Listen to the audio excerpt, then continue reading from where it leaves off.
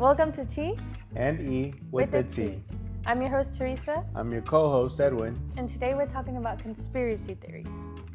So today I wanted to talk about a couple of conspiracy theories.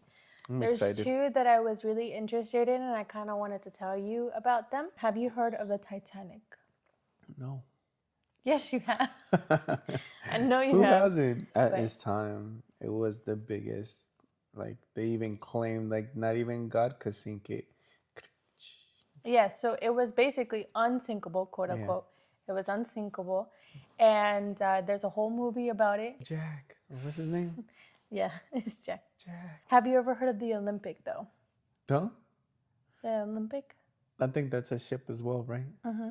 No. So they were kind of similar. So they were basically sisters, and they were twins. But we're going to get into it. I just wanted to know if you Is that knew. one sunk already? You'll see. Just wait. Okay. Okay. So conspiracy theories. What's a conspiracy theory to you? A lie. A lie? No, I'm just kidding. Basically, like, something that's kept a secret or something. My tea. Huh? My tea. Your tea, your Masha. Okay. What did you say? Sorry. Something that's that's kept a secret. I mean, yeah, I guess it's something that it's kept a secret. Mm-hmm. Like, we don't know the truth. Like, we have these like theories and these thoughts about a situation, but we're not 100% sure what's real or what's true. Does that make sense? Mm-hmm. There's no clear evidence. So today I'm going to be talking about the Titanic and the plane that went missing in 2014. Okay, so Titanic. I don't know if you ever heard, but the Titanic, you know how it sank and you know why it sank or how it sank, right? Yeah, the iceberg. Mm-hmm. So it hit the iceberg. It ran into an iceberg and then it sank. Yeah. Yeah. Mm-hmm. So what people are saying, or the speculation of the Titanic, because the metal that they used to build it and the equipment that they used to build it was durable, like to take on icebergs, to take on anything like that, but it sank that day, right? Mm-hmm. People are thinking like, okay, well, what about the Olympic? What if they swapped them? So in the 20th century, so like in the 1900s, the world was basically wanting to build the most biggest, the most fastest, the most luxurious ship what? In the 1900s. Mm-hmm. And so there was this company called the White Star Line. White Star Line is one of the companies that wanted to compete with all the other companies. They wanted to be the best. White Star Line. White Star Line. And so White Star Line ended up collabing or like working with JP Morgan. He's one of the most wealthiest, or was one of the most wealthiest and the most powerful person at that time. So they wanted to work with him, and they were like, okay, well, we're not going to create the fastest ship, but we're going to create the most biggest, the most luxurious ship in the entire world. And everyone's going to want to be on it. So that's what they thought to do. So that's what they call the Olympic class ocean liners. So they created the Olympic class ocean liners, which included 3 ships. The first one that they created was the Olympic, and it was made in 1910. So it was like way back there, right?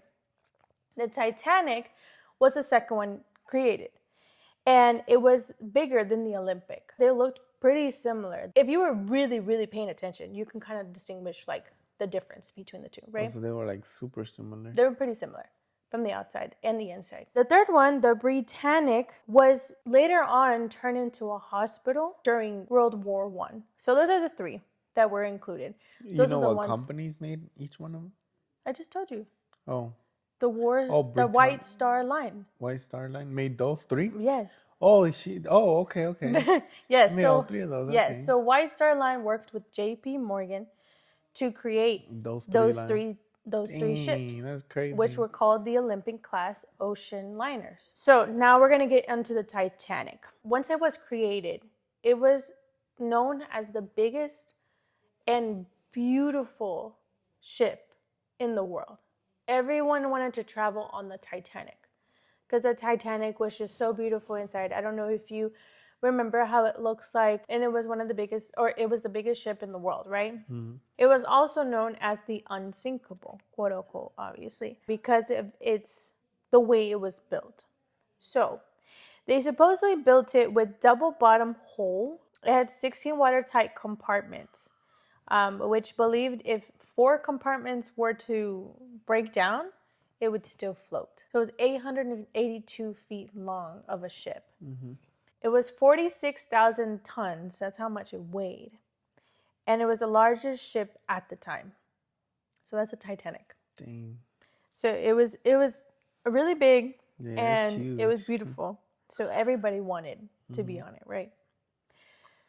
So the Titanic, what it had inside, it had first class rooms. And the first class rooms were beautiful. It also had a grand staircase. I don't know if you remember in the movie. Yeah. They had heated swimming pools. And they also had wireless communication tech, which was rare at that time to have on ships. In the 1900s, In like the- early 1900s. Yes. So they had all that. That's what the That's Titanic pretty had. cool. So it was basically called like the floating city. So it had everything that you wanted in there. Everybody had a good time. Except for you. No, I'm just kidding. So now we're going to get into the Olympic. They were still doing little like remodeling, still like trying to build it to make it look as perfect as possible. The what? The Titanic. Uh-huh. At that time that was happening, the Olympic was already running into trouble. So the Olympic had collided with a British warship. This was in September 20th, 1911, when that happened. So they collided with this warship, a British warship. The damage was so bad that financially it kind of brought down the White Star Line. Like financially, they weren't able to afford the damages on their own because the insurance wouldn't cover it, because the other company of the British warship, their company blamed them for the collision. The insurance was like, we're not covering this. Like if it was your fault, we're not going to cover it. So now they have to figure out how to pay for it, but they can't pay for it on their own. The damages were so bad that they just can't. So that put White Star Line in a very terrible position. Yeah. So I'm already thinking. They still had debt from the Titanic, so they sunk it to file for bankruptcy. we close. You're actually really close. Okay, so Pinches cochos. so number one, their ship is damaged, right? They needed to fix it, but now they have to fix it with their own money, right? So that's something that's running through their mind. Another thing that's running through their mind is like, okay, well, if we even repair it, it's going to take months. So that means the Olympic is going to be out of service for a while. So they're not going to get any income from it. Like nobody's not going to be able to get on it, right? Okay. This is where the conspiracy starts. So allegedly, White Star Line planned to secretly switch the Olympic and the Titanic. Why did they do it? So the Olympic is now damaged, right? The Titanic is fully insured. So the Titanic has insurance, doesn't have any damages, so it's fully insured. If they disguise the Olympic as the Titanic, would they get massive money to pay off the Olympic? That's a question that was running through their head. So that's what they were thinking. Allegedly, obviously, we're not 100% sure. Yeah. But allegedly, that was the thought. So supposedly, how the switching happened was one day late at night while the ships were docked. So while they were like in their own place, the people decided to just switch the names. So the Titanic was the Olympic and the Olympic was the Titanic. Now what they also did was they changed a few things from inside. So they changed like the rugs, the decorations, they switched them. So whatever decorations that they have in the Titanic, they kind of put it in the Olympic to make it look like it was the Titanic. Like I said, they were so similar from the outside. So they looked the same. So they were like, okay, well, no one's really going to notice if we have these things inside. No one's going to know that we switched them. because how are they going to remember that these are different? You know what I mean? So that's what they say. Or allegedly, that's I what they wonder did. how much money that cost. What, to switch to everything? I think they did it themselves. Why would it cost money? Yeah, but like you had to pay your workers to do all that stuff. No, because the inside was the same thing. Does that make sense? Like everything was the same thing, just the decorations were switched. So it's nothing like building anything. Nothing was taken off. Oh, the nothing layout was all the was, same. the layout was the same. So It's just the inside, decoration was different. the decoration was different. Allegedly, that's what they're stating. Yeah. Because when I look at pictures of the Olympic from the inside, it literally looks like the Titanic. I'm not 100% sure. Comparison. I'm not 100% sure if they, decided to make it look like that for a reason or to make them look the same. I don't know what that thought process was, That's but they literally cool. look the exact same. I didn't know There's that. still little things here and there that are different, but you have to really pay attention. So yeah, so that's one thing, or that's another thing.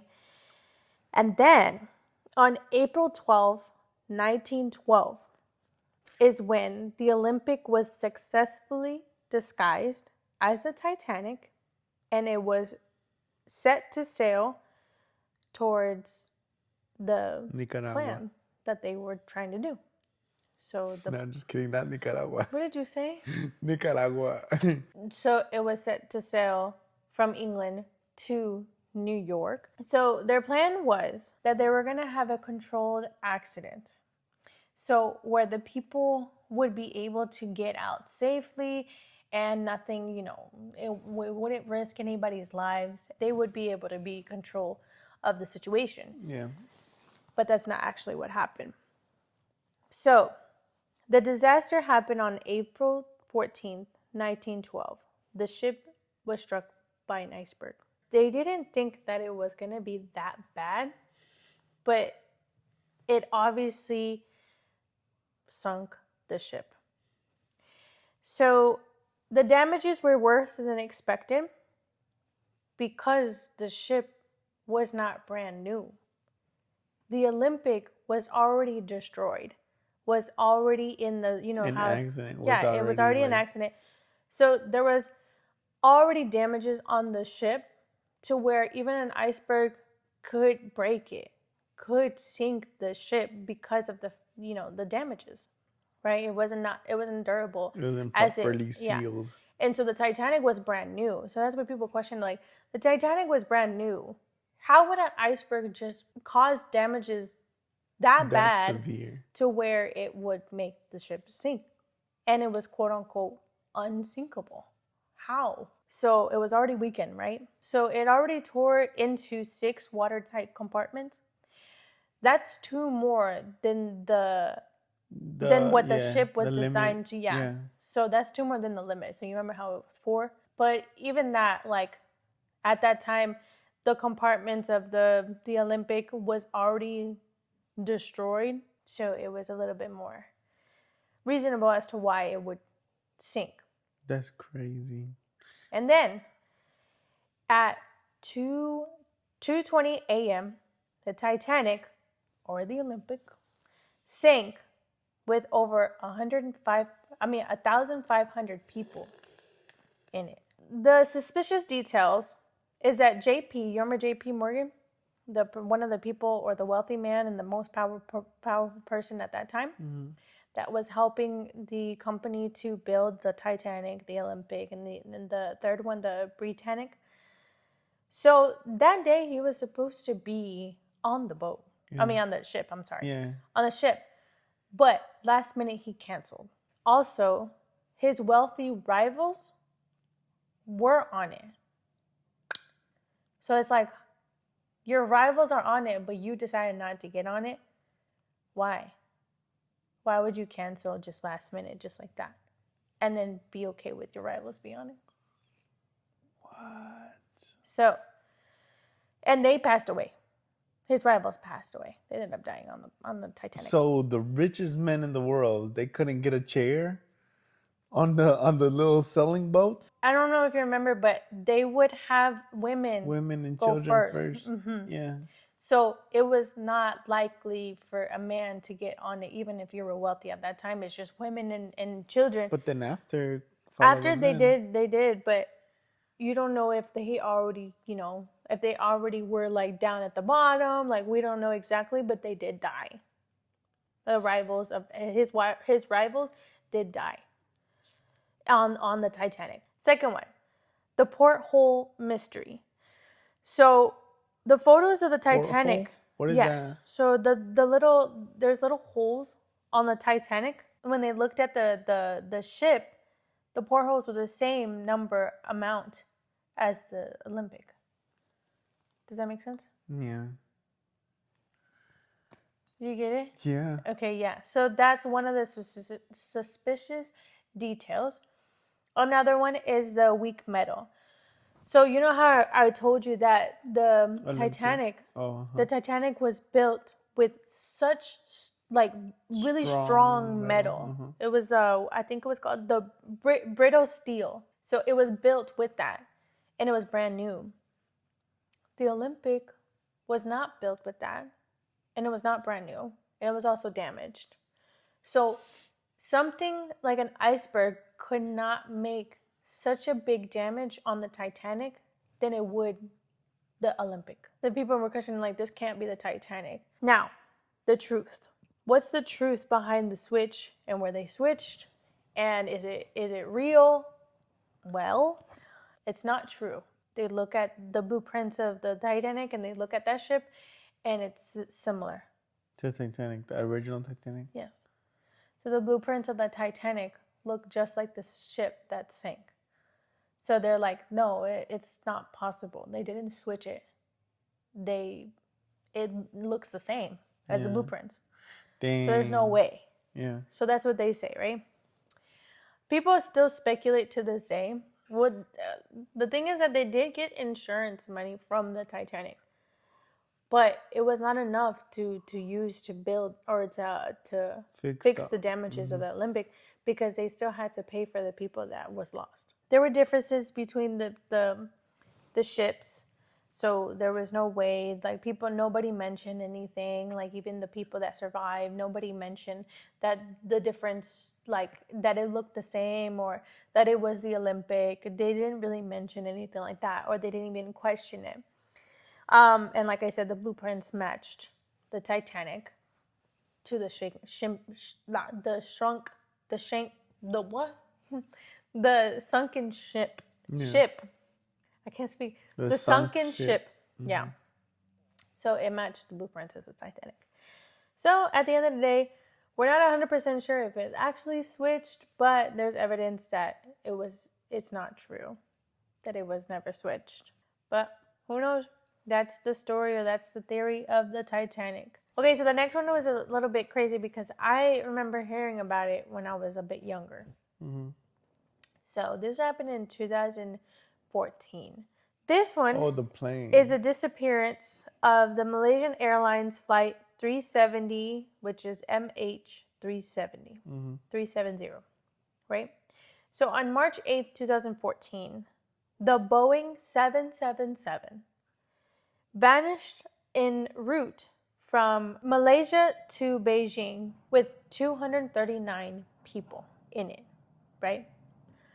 So it vanished randomly. It took off 12:41 a.m.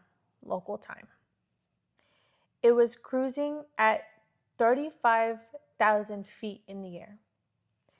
And the last contact with the plane was at 1:19 a.m. Right? Mm-hmm. So it was about 38 minutes after it took off. And 100 miles off the coast of Malaysia over South China Sea was the last position it was tracked. Mm-hmm. Okay, so it was 120 miles off the coast of where they took off. The final check-in, it's a normal check-in. They usually check in before they're gonna go to sleep, basically. So the last thing that the pilot said was, "Good night, Malaysian 370." That was the last thing they said. Not even 1 minute after he stated that, he took a sharp turn back to Malaysia, like out of the route, and took a sharp turn, turning back to where he took off, right? And so the people were already, or the people that were like, looking at the radar. Well, that's how they knew through the radar. Mm-hmm. Well, that's how they track it, right? And they noticed that, and they tried to contact the pilot, try to get in contact with them, but nobody was picking up. The pilot was not saying nothing. The pilot didn't, like, they could not get to the pilot. For some reason, the communication system was turned off out of nowhere. We don't know exactly what happened. Did he turn it off? Did it stop working? We don't know, right? They couldn't get in contact with them. So after that, they couldn't see it anymore. But then the military radar picked it up. So they picked it up. They picked it up in their radar. So they were heading west. So they were not even going to their route because they basically turned around. Yeah. So they were going to Beijing, Okay. but they ended up going back to Malaysia. From there, they made their way to Andaman Sea and the Southern Indian Ocean. So that was where they were heading. Yeah. So that's what they can see in the military radar could see that, right? Yeah. But I don't know where, like, they vanished in the radar. And then eventually, from the military. Mm-hmm, like they lost track of them as well. So nobody could see them. They vanished. But what was weird is this creeps me out. But what was weird is that what it was doing, the system, every time they moved, they would ping or it would make a noise. The system itself, making it know that they're still moving, but you can't see them. Like it was like a ghost.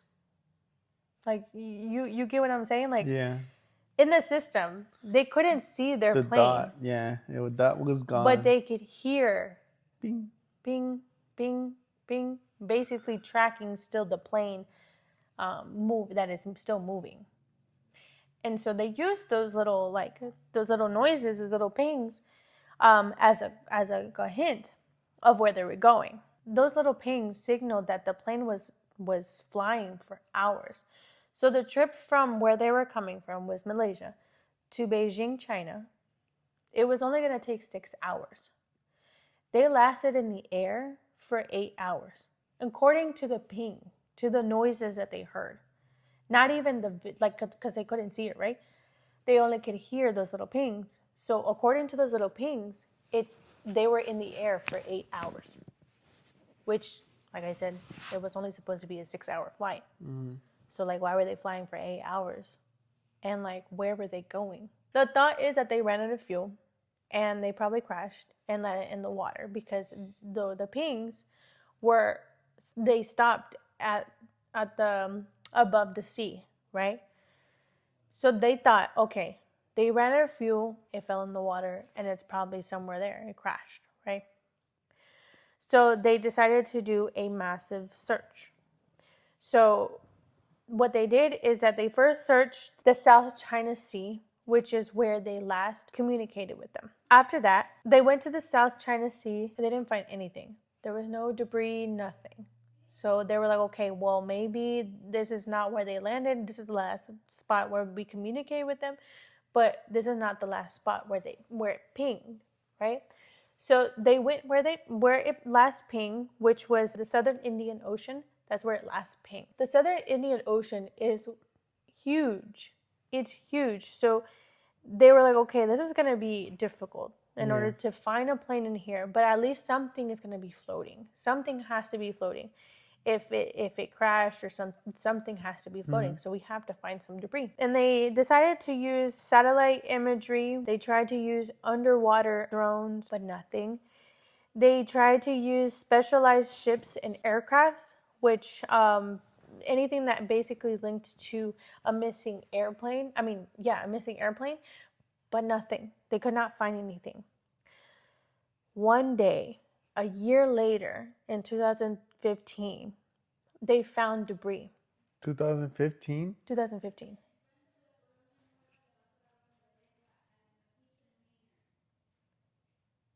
So in 2015, yes, they found the debris. So this happened in 2014.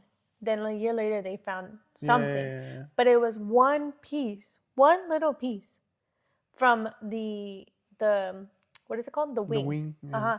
One little piece from the wing. That's all they found. Nothing else. That was the one thing they found. And they ended up discovering that it was from that plane that went missing.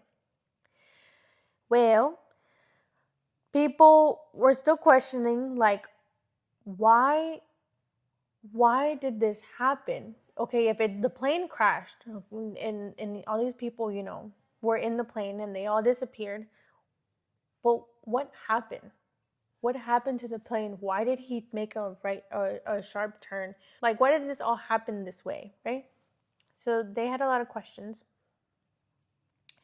So they kept searching. They kept trying to figure out if they could, find a plane under the water and rescue teams. trying to do all of that. But they only had that one piece to really determine, okay, the plane had to crash. What if somebody took the plane? That's one of the theories. So I'll get to the theories. So the search ended up stopping in 2018, ending the 3 search. years later, that's pretty good. They tried their hardest. Yeah, they tried their best. So after they tried to cover large sections of the ocean, they could not find anything else but that one piece. So they were like, okay, well, we know that the plane crashed, but we never found the main wreck, the main, the plane, the whole plane itself. Yeah. Or any other evidence, huh? They never found anything else. Dang. But that one piece. So the first theory that people have is mechanical failure or catastrophic event. So like a fire or like a loss of cabin pressure. They think that, that could have possibly, that could have been what happened on the plane. Loss of cabin pressure, that's kind of hard to believe. Right? Yes, and especially, I mean, even a fire is kind of hard to believe because you could still kind of... The 8 hours. Yes. So that's one thing, is like, how can a plane... Well, it says that, okay, well, it probably caused it to go on autopilot. That there was a fire inside, and maybe that's why the people were not saying anything or nobody was talking because of something, I don't know, and it went on autopilot, right? Yeah. That's what they say. But we don't know. So that's one of the speculations. That's one of the theories. There was no evidence for that either way. Yeah. Number 2, hijacked or terrorism. Yeah, that's what I was thinking too. So there was people that were thinking, okay, well, they probably hijacked the plane. Somebody in the plane was probably controlling the plane and ended up trying to, that ended up crashing it or trying to take it somewhere. But there's really no evidence to anybody on the plane or to anybody kind of connecting to the plane's disappearance. There's really nothing. Nothing. The third one, pilot involvement. So they're thinking that, okay, maybe the captain was just suicidal and he wanted to take everybody out. And so he ended up just crashing the plane. Is there any evidence on that? There's no evidence. No evidence whatsoever. So there's nothing to link him wanting to do so. There's nothing that shows that any of those 3 theories. Yeah. So there's no evidence at all for any of those. So at the end of the day, we to this day don't know what happened to that plane. Don't know what went wrong. We don't know anything. We only know that one piece that we found. How do they know that piece is part of the planes though? They kind of like compared it to the other planes, and it's like, why would that piece be there? I have a theory. Okay. What if the plane was successfully captured? Everybody on the plane was like assassinated by the terrorists, obviously, and then they're saving the plane for a specific time. I don't know. Maybe. You never know. But it's just, it's a scary thought as to like, why?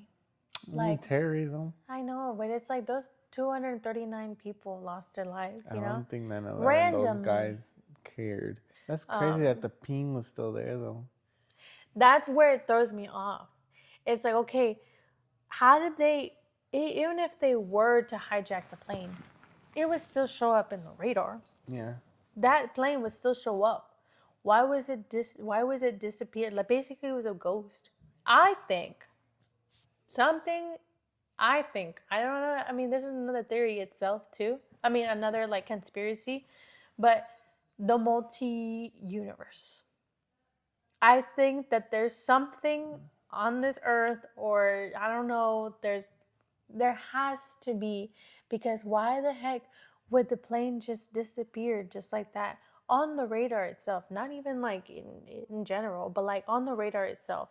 And then you can still hear it. Like I think it's just a lot. I mean, I think there's something to it. I'm stuck on the terrorism part. Yeah, how do you explain the radar then? If it's the terrorism, how do you radar? explain the radar? Shoot, maybe they landed the plane, or I don't know. I don't know what causes a plane to ping but not show up on the radar. And it did that for 8 hours. 8 hours straight. Nothing was found, not the main plane, just that one little piece. But those are the two conspiracy theories that I wanted to talk about. I don't know, to me, yeah, I mean, when I was reading it, I really was like, my brain was hurting. Especially the Titanic one. Yeah. That one's crazy.